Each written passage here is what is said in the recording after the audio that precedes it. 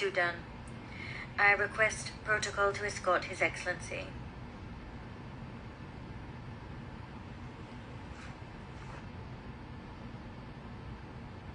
On behalf of the General Assembly, I have the honor to welcome His Excellency Salva Kiir Mayardit, President of the Republic of South Sudan, and to invite him to address the Assembly.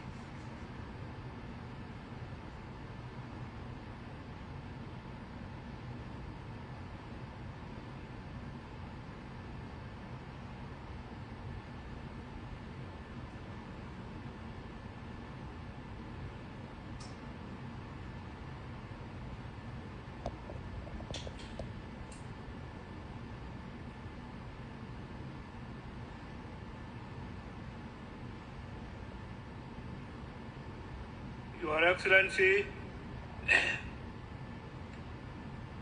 Dennis Francis, President of the 78th session of the UN General Assembly. Your Excellency, Antonio Guterres, Secretary General of the United Nations. Your Majesties, Your Excellencies, Heads of State and Government, distinguished delegates,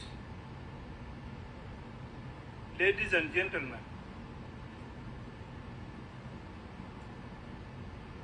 before my remarks, I would like to express my heartfelt condolences to the people of the Kingdom of Morocco and the Republic of Libya who have lost their loved ones in the recent natural calamities. South Sudan stands in solidarity with them during this difficult moment in their respective countries. Excellencies, on behalf of the people and government of the Republic of South Sudan, I stand before you today to reaffirm our commitment to world peace and security. We are committed to global efforts aimed at addressing challenges that we face as a human family.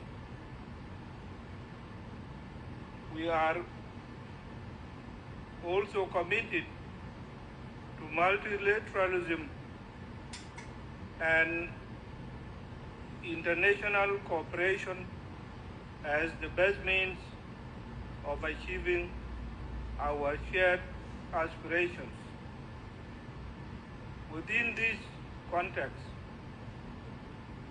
we are hopeful that together we can rebuild trust among member states and reignite global solidarity on the basis of sovereign equality of all states as enshrined in the founding charter of this esteemed organization.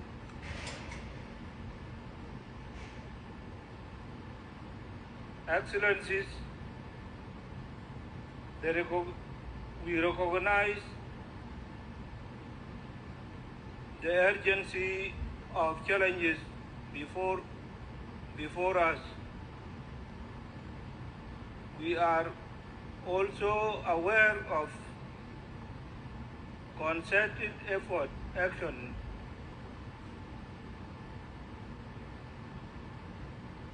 required to address these challenges in order to ensure a better future for the coming generations. To this effect, South Sudan has developed sustainable development goals. Rescue plan with the focus on 7 SDG targets. This plan provides a roadmap of a better future for our people. And given that education is the key that will allow us to achieve our SDGs rapidly, I am pleased to report that South Sudan has made some progress in its education sector since our independence in 2011. Our constitution, for example,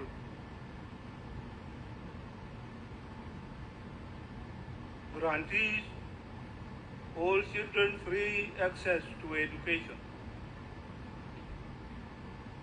We have also designated education as a human right of every child. In February this year, I directed the Ministry of Education to implement free primary and secondary education policy across the country.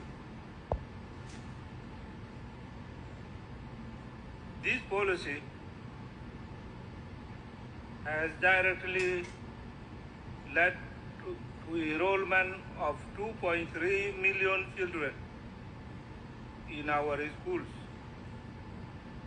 To ensure that girls stay in schools, we have banned child marriages through an act of parliament. More importantly, we have increased education budget with the goal of paying teachers a living wage.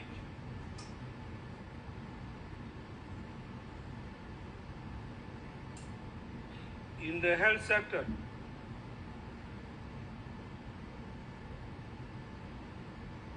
we plan to dedicate resources towards providing affordable and standard health care. And this will be done through primary health care approach that is inclusive and cost effective. Excellencies, on climate change, South Sudan is dedicated to addressing its adverse impact. We plan to prioritize sustainable and use sustainable land use, promote renewable energy, and collaborate with international partners to reduce carbon emissions and protect our environment for generations to come.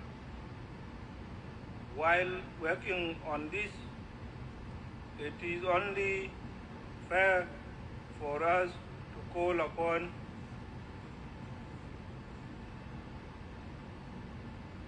developed countries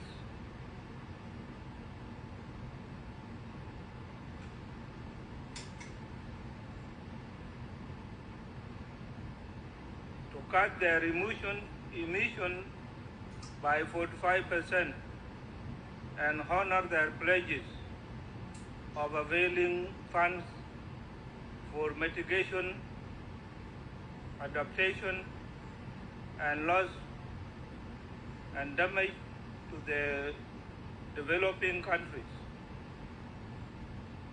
With the recently concluded Africa Climate Summit held in Nairobi, Kenya, it is high time that the declaration of the summit forms the new crisis for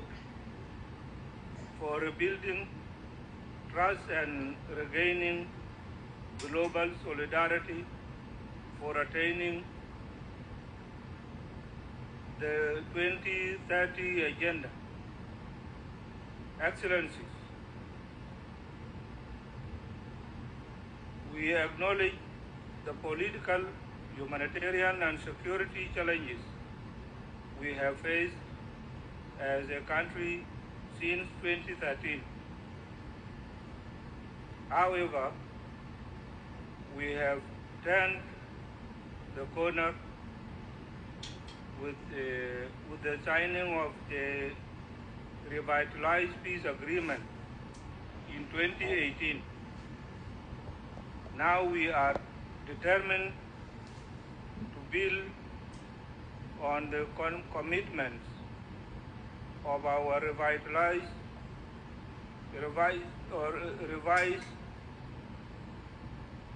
national development strategy 2021-2024 to consolidate peace and stabilize the economy. Ongoing public financial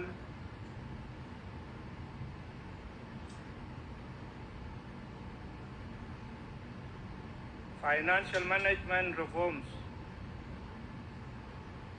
and recently concluded National Economic Conference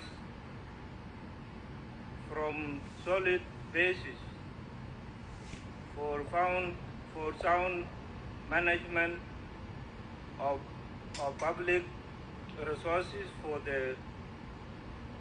the benefit of our citizens. What remains now is to fast-track the implementation of the remaining provisions in the agreement in order to conclude the transitional period peacefully through fair, transparent, and credible elections in 2024. We have also managed to engage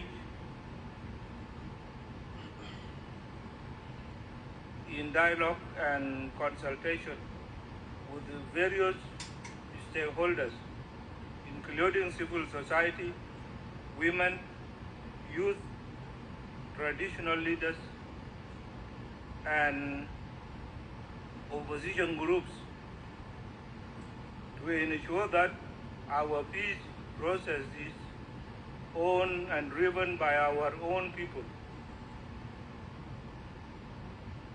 As we move in this direction, we call upon the United Nations to lift the arms embargo imposed on us to aid peace implementation and to secure the elections. The arms embargo has impeded the implementation of security arrangements because effective deployment of the unified forces, which we have graduated, cannot happen without arms. Excellencies, As the country sharing the border with the Republic of Sudan,